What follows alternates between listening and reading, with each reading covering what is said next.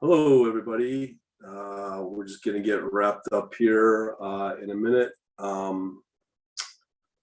Okay, let's get started. Oh, so many meat pieces here. Okay, we're recording now. Hello.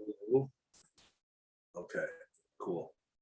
All right, let me get over to my screen share for Motorwave. Boom, pretty cool.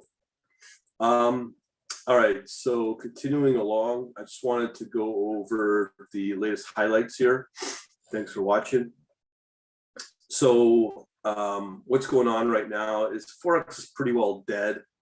If you look at the overall market, it's very quiet this week. Apparently there's a lot of critical data coming out this week.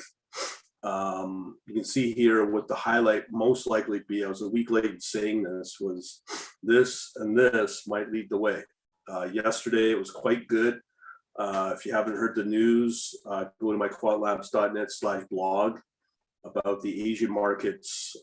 Exchanges have been booted out, the largest in the world for both of these. Now I'm back on the US based one out of San Francisco. Okay, now let's look at the mixed story on the Forex. As usual, gold, silver's up a little bit, but mostly these are down. S&P, Dow, NASDAQ is up. Russell is down, so it's mixed there. Oil is quite down as well. I'm going to show you the charts for that. Mixed story on the Forex as well. International all down. So this could be a quiet week. And what I said last week I might be a week off. All right, so we got that underway. Now, I'm not going to spend too much time on the Forex here, but New Zealand, I think Swiss franc is doing quite well. Well, it's all flat, really, when you look at it. Here's the US top 30. It's got a long, looking pretty good from a high level, but with this down market, it just depends on the data coming out.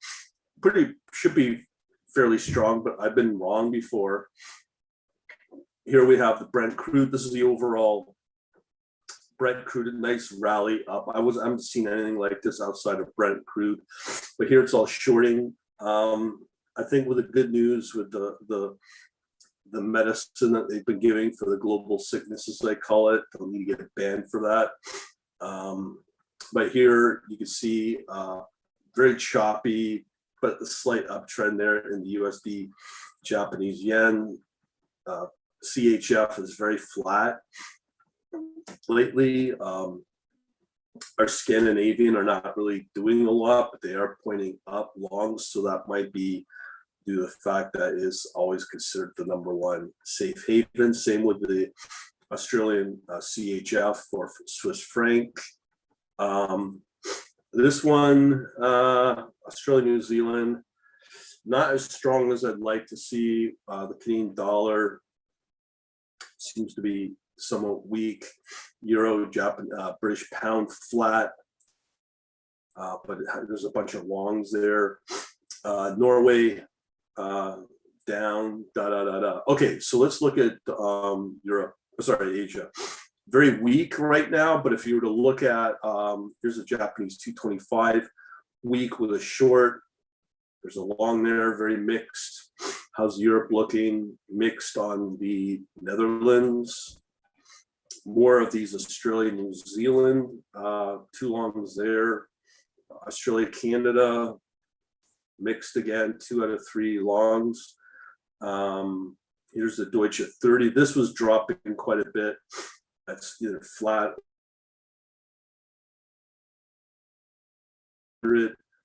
as well. Short. So 3 shorts for the UK 100. Obviously not a good sign. More shorts for the Brent crude. USD Canada has got a long, never explain that one. USD Japanese yen shorting, which may indicate strong strength. But we have mixed here now on USD Sweden, USD Denmark. Gold, you're not seeing as much as because we're already in the very good. The excellent, it's not as strong as you'd want.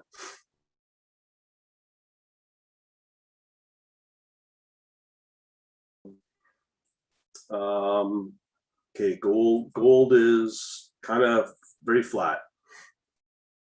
Let's see here. Gold in Swiss franc long, same with silver and euro, two longs there. More Australia, Canada, mixed story there. Japan yen is very boring until you get to, okay, let's see how EU 50 shorting, EU 50 shorting, and you can see those drop there. It's not as strong as you'd want. I do think it looks like it's going to be that other asset class for the week. Euro and pound, long.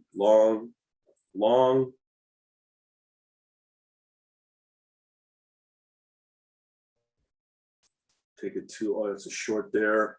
Euro New Zealand, still maintaining its shorts. Euro Sweden, got some longs there, but you can see that big move.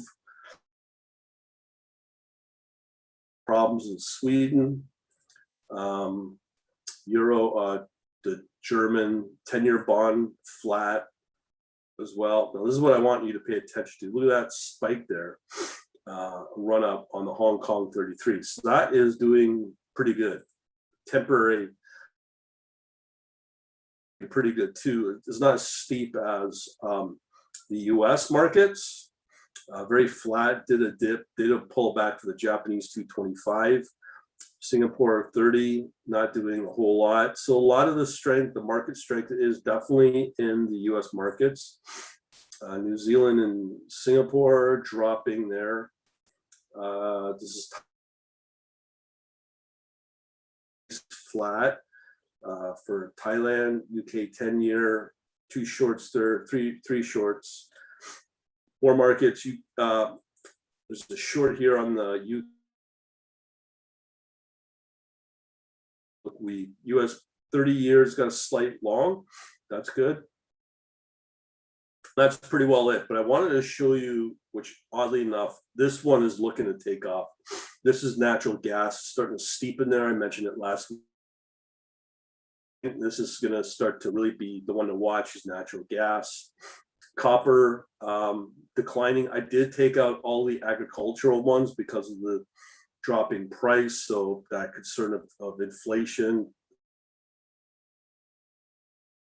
I mean, energy is going to continue to move up. NASDAQ's definitely one to watch. You can see that nice bar there.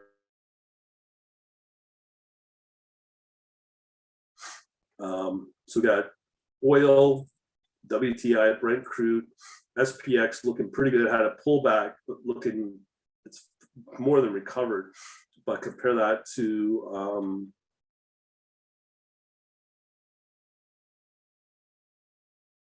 so that's a better place to be if you're choosing between SPX or SPY 500 and the NASDAQ. The USB 30-year starting to spike again, which is good for the confidence. I think that has to do with the raising interest rates last week that they announced, or a week before last, and US dollars recovering from that. Because think about it,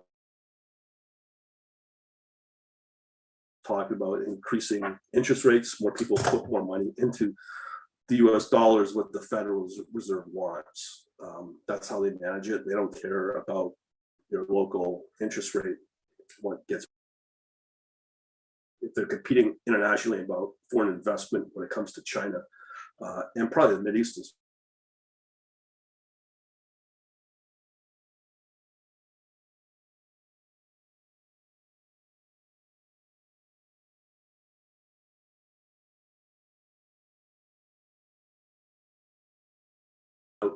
As well, maybe you do understand that if you're into the other, thank you for the like. If you're into the other asset class, the digital class is the annual and monthly. They have bounced back, as I've shown you in that finance overview. Here it is again. It's quite a bit right here, right there. That's the bounce on the major digital asset. So we have the monthly, as well as half price on the annual, so you can get even lower price. So as it stands, these will not continue. As I said, we moved back over exchange because the Asian-based one has been pretty well banned in UK and banned in where I live in Ontario, Canada. And we're actually going to do how it's doing. All right, we'll leave it at that, and thanks for watching.